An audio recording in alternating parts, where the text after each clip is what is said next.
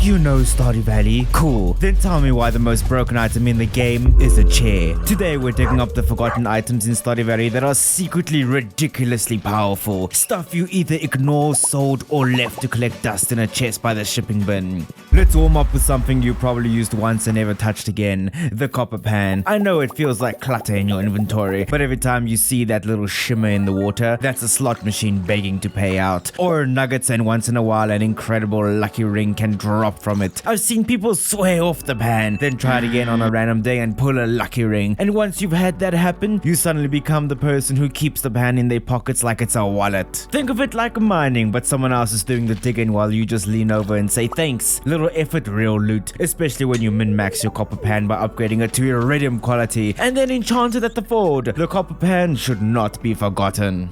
I love a glow-up story, and Trash is the main character. With the power of a certain book in the 1.6 update, dumpster diving goes from I'm desperate to I'm diversified. The right book makes better finds more likely from trash cans, which means your late night route through Pelican Town is suddenly profitable, not just peasant behavior. And beyond the book power, build the habit, end your day with a quick trash loop on the way home. You'll be shocked by the number of food and oddities that pop up. Combine it with recycling machines at home and trash becomes copper, iron, and cloth. It's basically foraging, but you'll actually get usable resources.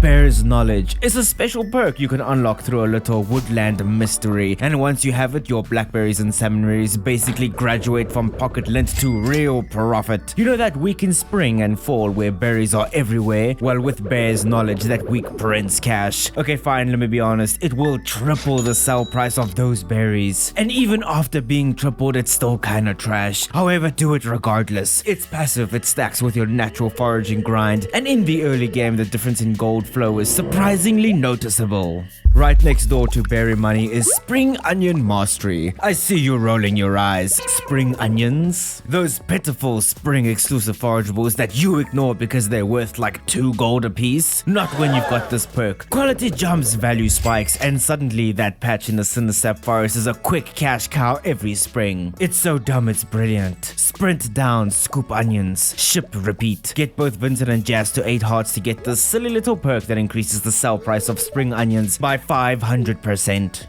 Okay, this one should not be optional, and yet most people treat it like an optional DLC. The special charm that gives you a permanent bump to your daily luck. No food, no drink, no duration, just luckier every day forever. Once you have the magnifying glass and find secret note number 20, just grab a rabbit's foot and drop it off at this van. Just like that, your luck has increased forever in an instant. This is silent power. If you ever felt Stardew Valley sneakily nudging you into a lucky run, this charm is the invisible hand doing the pushing. Go unlock it, your future self will thank you. Let's replace busy work with money. The auto petter quietly does one thing every morning. It pets your animals. No running laps around the barn, no clicking 100 times while your coffee gets cold. Your herd wakes up happy, their mood stays high, and your product quality stays consistent even on days you never stepped inside a barn. I know it seems that getting auto petter is hard and maybe not worth the extra added effort. It's not hard. Watch this video to ensure you are almost guaranteed an auto petter on your next Skull Cavern run. Let's talk about the club card. There's a mysterious little quest line that ends with a card granting access to Mr. Key's casino. And the casino isn't just for role-playing. There are rewards locked behind that door. The casino is more than just a distraction from the main game. There is a unique rare crow in here, some fun games to unwind with, and the glorious statue of endless fortune. You need to spend some time here, even if it's only to get a max win and then trade all of your coins for farm warp totems. That alone might be a good enough reason to complete the quest line to get your lovely little club card. Let's talk about freedom. Magic bait snaps the calendar in half. You slap it on your rod and suddenly the whole season time weather nonsense stops mattering. One summer fish in winter, night fish at lunch, rain only fish on a sunny day. Magic bait says yeah sure, go ahead. It doesn't turn every pond into a legendary farm, but it does unlock a ridiculous amount of flexibility for filling out your collection. If you are really truly after perfection and you're not leveraging magic bait, are you even trying? I adore a lazy system that pays. Wheat might be the most boring crop in the catalog until you throw it into a keg. Cheap seed, quick growth, easy mass harvest, turn the whole batch into beer, and suddenly that worthless crop turns into a massive profit. Listen, a wheat seed costs like 10 gold. Beer sells for 280 gold. That's 28 times the cost price. It's stupid how effective this method is. Wheat takes 4 days to fully mature. It then only takes 2 days to turn into beer. You can turn your entire farm into a full-on brewery. Whatever you invest in this will pay back 28 times over. It's a no-brainer that players like you are missing out. You also get some hay that will keep your animals fed for free. Wheat is truly underestimated.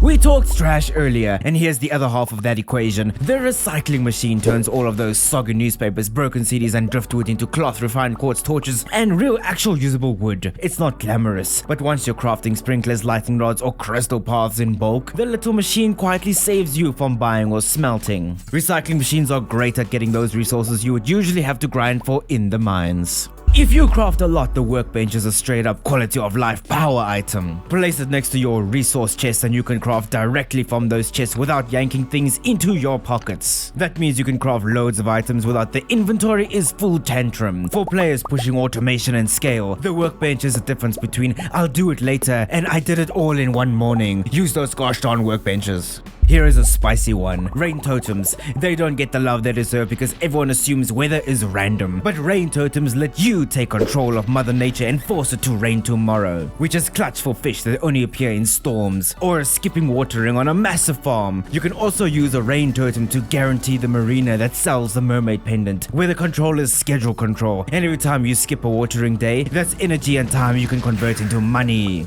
Early game players sleep on bug meat because it sounds worthless. But it crafts into bait, and bait fuels crab pots and speeds up fishing, both of which feed the recycling machine and your shipping bin. And if you're in some trouble, you can quickly craft up some bug steak which you can eat in desperate times. I know Willy sells bait for really cheap, but bug meat is free. Cheap versus free, you decide. Okay, this one isn't an item you hold, it's an item you use. The Statue of Uncertainty lets you respec your professions. You know that feeling when you pick the forester profession instead of gatherer, and now you're deep into truffle farming and wish you had the botanist profession? Pay the fee, flip the switch, and your entire economy tilts overnight. People ignore it because it's in the sewers, and it sounds ominous, and it costs an entire 10,000 gold. But if you're optimizing the late game, the statue might be the most important visit you make all season. Alright, now for a simple little piece of furniture. The oak chair, the legend, the myth. Because of how this game works, use the modest little chair to nudge themselves through tight spaces, wiggle around obstacles, and do all kinds of creative movement tech. It's not a weapon, it's not a ring, it is furniture. And somehow it can be your secret tool for speed, access, or just outright silliness. If you hop onto a chair and hop off, the game will be paused. So you could use the chairs to move around the valley without time passing by, or you can hop over this log and get some hardwood earlier. The chair is a symbol. Power in Stardew Valley doesn't always look like a sword glowing with flames. That was 15 of the forgotten items in Stardew Valley that you need to use. Now watch this video where we rank all of the festivals in the game, from garbage to amazing. Thanks for watching, but for now, I will see you in the next video.